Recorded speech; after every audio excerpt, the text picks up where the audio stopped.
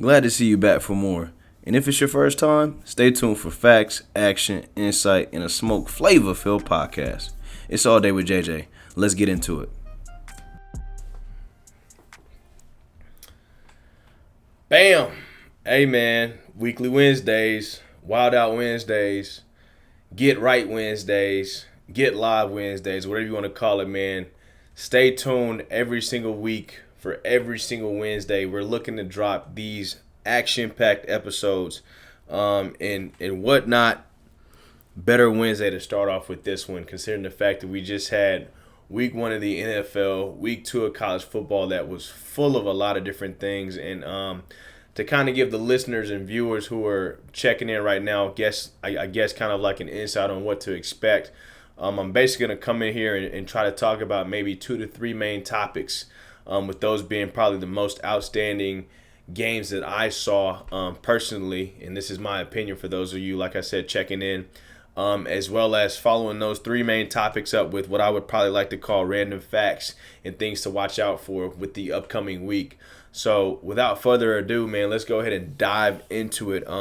Taking a look back at this past week, let's go ahead and chop into college football. I mean, I know a lot of you are probably waiting to hear what I have to say about the UT Alabama game, and you better believe that is going to be a big chunk of today's segment, as well as things like the Colorado game. I mean, of course, who's not checking in with Colorado with things like Shedeur Sanders and Travis Hunter being major topics of conversation, as well as shout out to LSU and shout out to Prairie View A&M. I didn't get a chance to shout out PV in this past episode, but PV did have a tough win against Texas Southern this past weekend, and then we kind of came back and took a nice little whipping on the behind to Abilene Christian.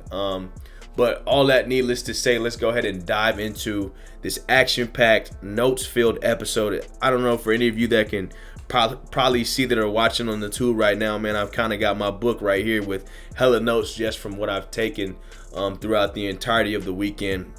But first and foremost, like I said, I'm going to talk about mainly 3 topics in all of these episodes, and hopefully from there go into different random facts on different things that I found that I think might be insightful for everybody who likes to tune into football, man. It's football season and it's back and it's full, it's packed, it's action invested, and hey, if you're not checking in, I don't know what you're doing. But let's go ahead and jump into it, man. UT versus Alabama. For those of you who didn't see, Alabama was edged right out there in the end by UT at home in Bryant-Denny. Shout out to my boy Natalis. I know he was hurt. Big Bama boy, one of the better blockers that I actually had the opportunity to play with in high school. Let's look into some of the stats, and I think the main stats that we should probably delve into are the stats involving the quarterback play. Ewers, starting quarterback for UT, went 24 for 38 with a total of 349 yards, 3 TDs.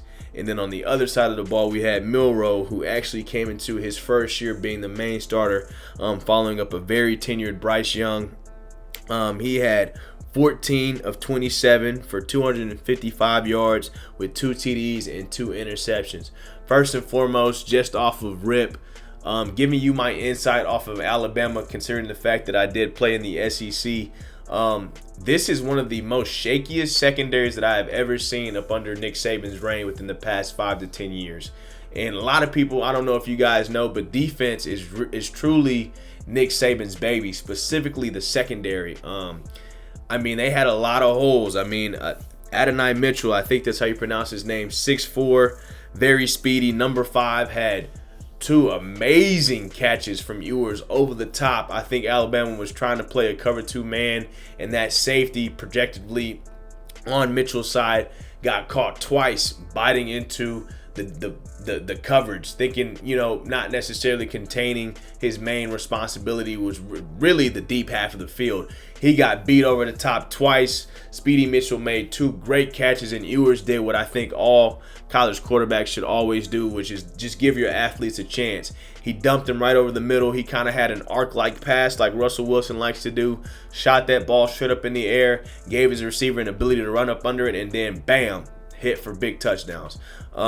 Like I said, I think Alabama's secondary was surprisingly one of the most holish looking defensive secondaries that I've seen in a while up under Nick Saban. I think McKinstry, Kool-Aid, hell of a first name, might have been one of the most tenured guys on that back top ceiling.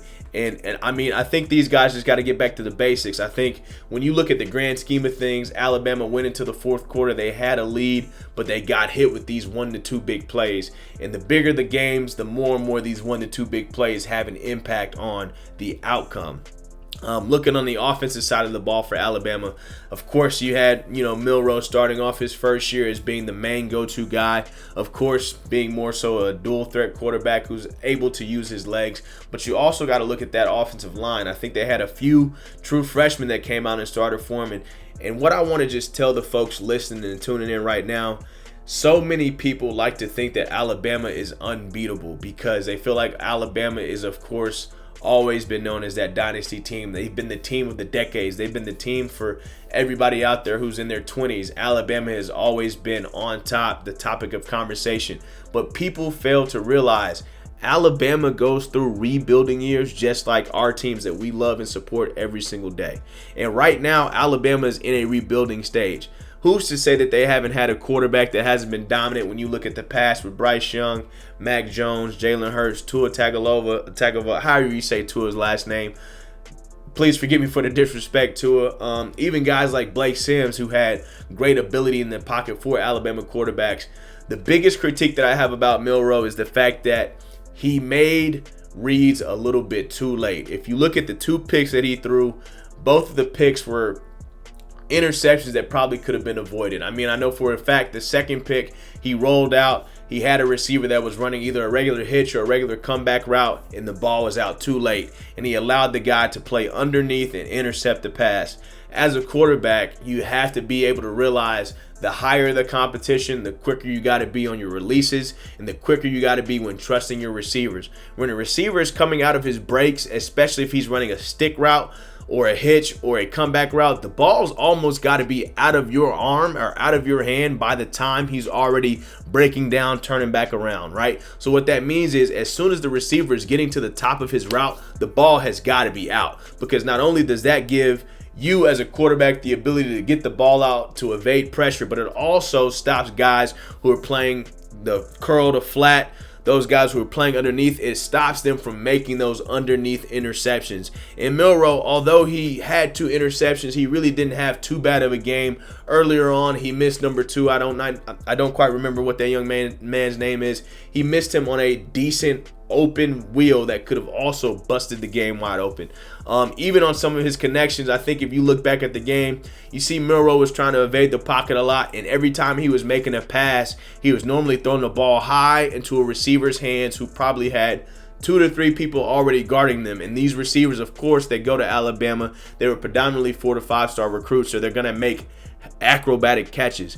As a quarterback's coach, I would tell Milroe, look, you've got to trust the process. You got to trust the reads.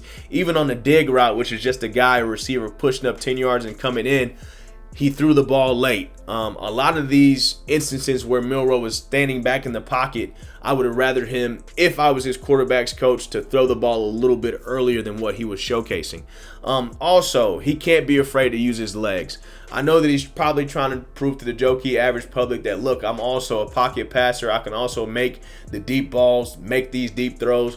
But let's utilize the legs. Let's not break what the good Lord has made for you. You know what I mean? Let's go ahead and take these 5 to 10 yard hitters. Like, even if you look at guys like with the Chicago Bears, Justin Fields, he's able to make and break multiple plays with his legs, even in the NFL. So Milroe, definitely focus on using your legs and then using the pass, because defenses will always have to respect your legs. If they drop 4 to 5 guys with a nickel package back into coverage, you can always break and hurt these people with your legs. So let's not steer away from that. As a coach, though, I would have told Milroe, look, you got to make some of these earlier throws. You got to get the ball out a little bit earlier than what you're doing right now. And as a coach, based off of how Milroe is playing, I would have rather, kind of with the same thing that I was saying in the last pod episode, I would have rathered him focused on the shorter side of the field and had my receivers run simple routes, slants, comebacks, hitches, or flat routes, things like that would allow Milroe to just make 5 to 7 yard passes. And on top of that, I would probably come back and run deep routes and have Milroe kind of do like a designed run. Enough about Milroe. Let's go to the Texas side of the ball, man. Ewers actually showcased a lot more than what I thought he actually had. I thought I was going to see Arch Manning playing in this game, to be completely honest with you. But the South Lake Carroll kid came out and showed out. The Ohio State transfer came out and showed out. He did the number one thing that I feel like most quarterbacks need to do, and that is the fact that he relied on his athletic players. And then if you even look at the 4th and short, a lot of people might say that Texas caught a lot of breaks. The 4th and short where they had the fumble from up under the center was definitely a break for the UT Longhorns. But all that put aside, they came into Bryant-Denny and they won on the road, which is honestly super spectacular in my book, considering the fact that Bryant-Denny is definitely a professional-like atmosphere when you look at the fans, when you look at the team, the history, and just playing against Nick Saban's baby, the defensive secondary. Ewers came out and, like I said, went 24 for 38 and passed for basically 350 yards. I also want to give credit to the Texas defense. The Texas defense, in my opinion, specifically the secondary, played a lot of great man coverage. Milroe had to do a lot of dump and dives as far as looking at throwing the ball deep and away because the coverage was so impeccable by the defensive secondary by the UT Longhorns. They're coming in right now. I think they're ranked number 4 in the AP rankings. Do I think they should be ranked that high? Honestly, shout out to all my Longhorn fans, all my Longhorn buddies. But no, UT is definitely a number 7 or a number 8 team. I still have to see what they do against other teams in the Big 12. Of course, when they play teams like OU and things like that. But the good thing about UT is they're back on the map. They're in the top 10. I saw a blog saying that whenever UT is playing in the top 10, it's just good for college football. And I must admit, I kind of agree. I hate the burnt orange, but I also love it in the same way, considering the fact that I did grow up a Trojans fan. Talking to my old man, you never know. You might actually have another USC UT matchup, kind of like that 06 Rose Bowl. Boy, would that be exciting to watch. Do I think UT deserves to be in the top 10? Yes. Do I think UT deserves to be number 4? I'm going to have to sit here and say that I completely disagree. Ewers, like I said, he very much so surprised me, exploiting the secondary, using crossing routes to find gaps, using crossing routes to bait the safeties to come down, which is why he was able to find Mitchell over the top. Number 5, using his speedy ability to also beat defenders, man. College football is a lot about athleticism. You get to the pros, most of every single person is on the same realm when you're talking about speed and strength. But when you look at college and you have one-on-one matchups, it's all about who's the better athlete, who's the better player. And as a quarterback, you can't be afraid to throw an interception. You just have to let your receivers do their job. You've got to trust your athletes. Looking into other parts of college football, man, Colorado coming out, beating Nebraska. Looked a little shaky in the first half for those of you who did watch the game, but Shedeur Sanders still came out and passed for 393 yards, man. Travis Hunter being one of his super targets, only taking 3 receptions, but still gaining 73 yards. That is still, to me, very respectable. Shedeur Sanders and the Colorado Buffs are getting ready to face Colorado State as well as some other important Pac-12 members. Speaking of Colorado, a lot of people are starting to think about the buzz surrounding the team, and they're starting to think about, okay, how is Colorado going to be as far as schedule-wise? Do we see them being a potential top 10 team? Do we look at Colorado as possibly being a 8 to 9 win season team? In all honesty, shout out to my homeboy P. Davis. He came out and told me that he thinks that Colorado is going to be, I think, an 8-4 to a 7-5, and I think that is a great range because they still have to face Oregon in 2 weeks. They still got to come back and face USC directly after that. USC being 6, Oregon being ranked 13, I believe.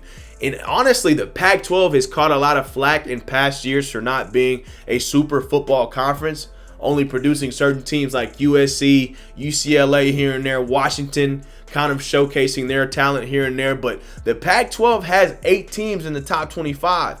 Off the dome, I think I can name at least 50% of those teams. I think it's Washington State, Washington, Colorado, USC, UCLA I think creeped in there at 24, Utah, Oregon, and Oregon State. That's all 8 teams right there. So Pac-12 is on the come up for all you college football lovers. Do not forget to keep out the Pac-12, man. But Colorado, dating back into that conversation, I will probably give Colorado an 8-4 to a 9-3 season, which I think is a very impeccable season looking at what they did last year, going 1-11. Going a little bit more into that Colorado game, we kind of saw the same things happening with the Nebraska quarterback that we saw happening with Milroe, having late progressions, making passes a little bit later than expected. These guys have to realize in high school you might be able to get away with rolling out in the pocket towards your comeback and then making that pass. In college, you've got to be able to snap, set your feet, go from 1 to 2, and get the ball out. Most plays only last for about 7 to 10 seconds. Usually, a quarterback should get the ball out, in my opinion, in about 3 to 4 seconds, especially if he's in a shotgun form. Some quarterback coaches may say he's got to get the ball out a little bit quicker than that. But when these quarterbacks start to pat on the football, this is when trouble starts to happen. We actually see that in the NFL with Bryce Young with the Carolina Panthers facing the Atlanta Falcons. He actually threw 2 interceptions that pretty much mirrored Milroe's interceptions back in the college game against UT. But we'll save the NFL conversation for later. Looking at LSU, LSU had Grambling this week. In all honesty, we actually looked a little shaky in the first quarter with Grambling actually running the ball very well on us with inside zones. But we did come back and smack them with, I think, 72 to 10 or something like that. Something just astronomically high. Couldn't really watch the LSU game because I don't think it really benefited us as far as trying to see what we would look like amongst other SEC games. But I do think that games like this against Graham allowed us to get back on our feet, get guys like Jaden Daniels back in the pocket throwing the football, getting more comfortable with making his reads, and just playing a nice pitch and catch. College football in all was very exciting, very electrifying. We got a lot of notable games getting ready to come up. Florida State being ranked number 4. They're getting ready to face a Clemson here in the next few weeks that just took a serious loss to Duke this past week. Dabo Swinney, a lot of question marks surrounding the Clemson dynasty. Is that dynasty over? A lot of people want to have questions and a lot of people want questions answered. In all honesty, I do think that dynasty might be on an end because you look at guys who actually transferred from Clemson. Go look at Oregon State's quarterback. DJ, blah, blah, blah, whatever his last name is. Sorry for the disrespect there as well. He is actually playing very well considering the fact that Oregon State is also a top 25 team. So when you look at the ACC, teams like Florida State are going to have to face teams like Miami later on in the year. They're going to have to face a Florida later on in the year during their rivalry week. The SEC in general, though, we took quite a few losses with teams like Texas A&M taking a loss. Ole Miss having a very close game against Tulane for those of you who were able to check in on that game. The SEC is actually kind of taking a little bit of a sting right now early on when you look at the season openers. But all in all, I do think that the SEC will bounce back. I think you got Tennessee coming in at number 11 right now, which is going to be an interesting game when they face a team like Georgia. You know, Georgia is actually kind of still in question with the quarterback play. Although they are number 1, I still don't know. He actually did throw an interception last week against, I don't even know who they played, which could just let you know that Georgia's quarterback play might still be in question for those people who are still tuning in. But all in all, man, the college football realm and perspective was very exciting. A lot of major games coming up, and as I said earlier, man, shout out to the UT Longhorns. I do not think y'all should be in the top 5. I do think y'all are a solid 7 or 8 seed, and I still need more to see from y'all. But I do want to give a shout out to the UT secondary, the UT defensive line. Honestly, the entirety of the Longhorns supporting cast was very well put together by Sarkisian. To be honest, I think even Sark was somewhat surprised. Even looking at last year, UT put up a great fight at home in Darrell K. Royal, and I think they honestly probably should have won last year's game. So that was very exciting for college football to see big giants, big Goliaths like Alabama taking losses. Now, a big question for people, especially Alabama fans, will Milroe be the starting quarterback next week? Will Milroe be the starting quarterback once SEC play really gets underway? I think honestly, I really don't know. As a coach, I would probably still run with him. I would probably give him 1 to 2 more starts to see how he's able to counteract what has happened, to kind of give him the ability to make corrections. But only time will tell. Now, diving into the NFL, which is now going to be my next main topic of conversation, man. Focusing on the Cowboys specifically, considering the fact that I am a Cowboy from Dallas, born and raised. Shout out to the Triple D. The Dallas Cowboys defense looks disgustingly dominant. 40 points, and they put up a goose egg. The New York Giants put up a goose egg against the Dallas Cowboys last night. Also, questionable coaching by the Giants coaching staff, leaving Daniel Jones in the pocket as late as they did, as deep into the fourth quarter as they did, allowing this man to take all of these treacherous hits off the line from the defensive line showcased by the Cowboys. Bell coming down in the secondary, number 14, he actually surprised me, making a lot of key plays. Micah Parsons being Micah Parsons, and then I think when you look at Gilmore lining up opposite of Trayvon Diggs, honestly, with Kearse at the top, what defense is there that might be better? I mean, some might say Fred Warner and his San Francisco 49ers defense. Others might try to say the Bills defense or even the Steelers. But let's look at what happened with the Steelers taking a big L to San Francisco 49ers. Looking at Brock Purdy, man. Brock Purdy actually targeted Brandon Ayuk for, I want to say it was 8 receptions for 129 yards. Next being Deebo Samuel following up Brandon Ayuk in receiving yards. 5 receptions for 55 yards. Man, that San Francisco offense is quite honestly very electrifying. You can honestly take any sort of quarterback and put him into an offense that arguably has a top 5, maybe even a top 3 tight end with Kittle. One of the best plug-and-play receiver, running back, slots, whatever you want to call him, with Deebo Samuels. A great supporting cast for Brandon Ayuk, as well as Christian McCaffrey, who some people would also like to include as being a top 5 running back, as well as Williams over there playing on the line for them boys as well. San Fran looking like a very stout team early on, but I still think they are beatable. Bringing it back to the Cowboys, Dak Prescott also has a very amazing supporting cast. When you look at guys like CeeDee Lamb, Cook, even Tony Pollard. The only problem that I think the Cowboys might actually face coming down into the latter part of the season, which I think is a big reason that Zeke should have stayed, is our red zone ability to run the football. When you look at what we did, most of our runs in the red zone from a Cowboys perspective were outside zone runs by Tony Pollard. I do not think that he can truly run in between the tackles. I think we had Dowdy was his name that came in and actually showcased his ability. He's been in the league for about 3 to 4 years. I think he is a great addition, but I also do not think that he might be the guy when you look at running in between the tackles, especially when you look at running in the red zone. I think that we're going to truly see where Ezekiel Elliott was actually very effective for us as Cowboys. I think a lot of Cowboys fans who actually were glad that Zeke left, I think they missed out on the fact of actual football, actual facts that allow guys like Tony Pollard to truly be efficient. You need that third down back, that third and short, that red zone and short, that 4th and 1 back, and I do not think that the Cowboys have that. I also think that although we put up 40 points, I still see Dak maybe being a little bit hesitant, a little bit late on certain throws. I'm not going to really critique him too much because we did put up 40 points and it wasn't only the first game.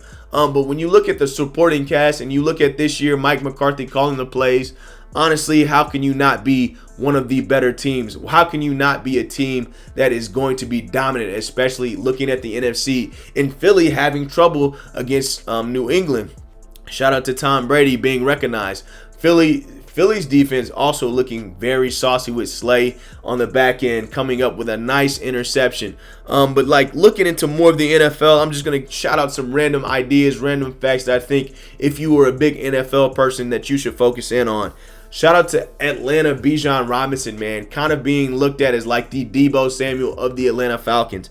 A lot of people had questions on what that running back room was going to look like with Algier being back there. It looks like Bijan Robinson is going to be on the field and be utilized wherever the Atlanta Falcons can, with the Ritter stepping back in that pocket and Kyle Pitts actually also stepping up and showcasing his ability to not only be a big body tight end, but also being able to move down the field and make a lot of receptions. Looking into the Chargers, man, a lot of people had questions about Austin Eckler, considering the fact that, although he's probably one of the number one players to pick in fantasy, maybe he might be on the descent. He did not look like he was on the descent when they faced Miami. Speaking of Miami, a lot of people wanted to talk about Tua. Tua looked pretty nice getting the ball to Ty Hill and also Mr. Waddle. So I'm not going to lie to you right there. Miami and the Chargers also both looking like very dominant forces. Russell Wilson with the Denver Broncos, Sean Payton taking a heartbreaker to the Raiders with Jimmy Garoppolo. Shout out to Jacoby Myers, man. A lot of people don't know Jacoby Myers. If you do not know about him, he is a great fantasy pickup. A lot of people say he gets overshadowed by Devontae Adams being the main guy, but he also showcased his abilities. What's Josh's last name? The running back for the Raiders, man. Josh Jacobs didn't really have the ability to showcase his talents because now teams are starting to target him when you look at running back ability and Raiders ability as far as dominating from the offensive perspective. Shout out to the Raiders coming in and taking that win. The Saints with Derek Carr creeping by and getting a win against Tennessee. Still, jury, in my opinion, is still out on them and what they can do. Chris Olave still showcasing his ability is why he's a great top receiver. But all in all, let's go ahead and look forward to some of the other NFL weekly matchups that are coming up that I think should be very exciting, very insightful. We've got Vikings at the Eagles, man. Vikings coming off a loss to Tampa Bay. Very close loss. Baker Mayfield showing that he's still a blue-collar kid making plays. Will they be able to go to the Eagles and win in Philly? Philly coming off a close game against New England. I think right now the odds have Philly being an 8.5 point favorite with the spread. If you're a betting man, I really don't know what to tell you. Actually, it's not 8.5. I want to say it's probably 5.5 to 6.5. If you're a betting man, I do not know what to tell you with that instance because Minnesota is coming off of a heartbreaking loss. They might be trying to go make a statement next week on Thursday night against Philly. Also looking at other matchups, Ravens at Bengals. Bengals taking a 24-3 loss to the Browns. Jay Burrow, Joey B only having 82 yards versus Ravens with Lamar using joystick Zay Flowers, who I think a lot of people need to watch out for. Some people say OBJ was shut out in the first half. He didn't really get a lot of looks. Who cares? 25-9 win is very, very impressive in my opinion. That's almost considerably close to being next up under a blowout in the NFL. Another notable matchup between Ravens at Bengals. Also looking at Giants at Cardinals. Giants coming off of a blowout loss by the boys, getting ready to face the Arizona Cardinals. Very exciting because some people thought the Arizona Cardinals might only come out with 3 or less wins this year. But Mr. Dobbs stepping into play at quarterback on behalf of Kyler Murray. Mr. Dobbs is showcasing that he is still a good NFL backup and or starter. Also looking at Packers-Falcons. Packers, Jordan Love had a great showing against the Chicago Bears this past week. And the Falcons actually came off of a win against the Carolina Panthers that I also want to say, like I said earlier, Bryce Young having 2 interceptions. Welcome to the NFL, young man. I still think the Falcons might need to be a little bit worried, especially if you're a Falcons fan, because that Carolina game was truly back and forth. This Packers game at home for the Atlanta Falcons should be an exciting one to look out for. And then, of course, the Cowboys. We face the Jets. This is currently being filmed on Monday prior to dropping day, which will be hopefully Wednesday when this airs. So we still do not know too much anything about how Aaron Rodgers is going to look with the Jets tonight facing the Bills. I specifically have taken the Jets in all of my bets and in all of my pick'ems. I think that Buffalo's got to come into the Jets. They got to come into New York, a town that has already seen a massacre that happened the night before, and they got to win. Josh Allen being a quarterback that has somewhat been suspect, especially from turnover margin. Looking at quarterback play from past history in respect to Josh Allen. Do we think that Garrett Wilson will be that dominant receiver for Aaron Rodgers? I think he definitely could be. Looking at that defensive side of the ball as well, with Sauce over there holding it down in the corner position. The Jets coming off of being one of the best defenses from last year, facing the Bills, having to stop guys like Mr. Diggs. I think the Jets will take tonight's game. All in all, appreciate everybody for tuning in on this segment for this week's pod. Shout out to the Longhorns one more time. Shout out to the Dallas Cowboys. The Texas teams are just standing on 10 toes right now, living life. Another notable things to take down, Jahmyr Gibbs with the Detroit Lions was looking very saucy. Kansas City also showcased why Travis Kelce truly was a very notable player for that offense. Patrick Mahomes still very so much making it work. Yvonne Tony, I think is what his name is. He had multiple drops. Didn't get a lot of time to focus in on his craft during training camp coming off of injury. I still think that Kansas City will definitely be a team to watch coming out of the AFC, especially when Travis Kelce gets back into rotation. But all in all, that is just some of my insight coming to you live straight after NFL Week 1, College Week 2. So much exciting things to break into. Keep staying tuned. I plan on basically covering probably the game of the week, following certain teams that I truly do enjoy. And all in all, just stay blessed, stay woke, and do not forget to like, subscribe, and share the content. We will be coming back at you live. Also, might be hitting you with some more guests on the pod to give you more opinionated differences versus from what I'm normally used to, backing and things like that. But stay tuned for next week. Always, don't forget, if you would like to comment, let me know who you want me to cover. Let me know who you want me to discuss and what you want me to talk about. Next week, I might give you a little bit more of a coverage breakdown, more of a game plan, personnel scheme breakdown from the college and NFL perspective. But this week just had so much information that I wanted to dump in here because of all the things that were able to basically be showcased to all of the fans out there watching football. All in all, thank you for checking in. Thank you for listening. Hopefully you were able to share this with your nearby buddies. And if you want to disagree or say that you agree, please let me know. I'm here for all the commentary. I'm here for everything that's on your chest. Please let me know if you want to come on and get it off your chest. All in all, make sure you stay tuned, subscribe, and share. And as always, I'm going to see you next week. Be easy.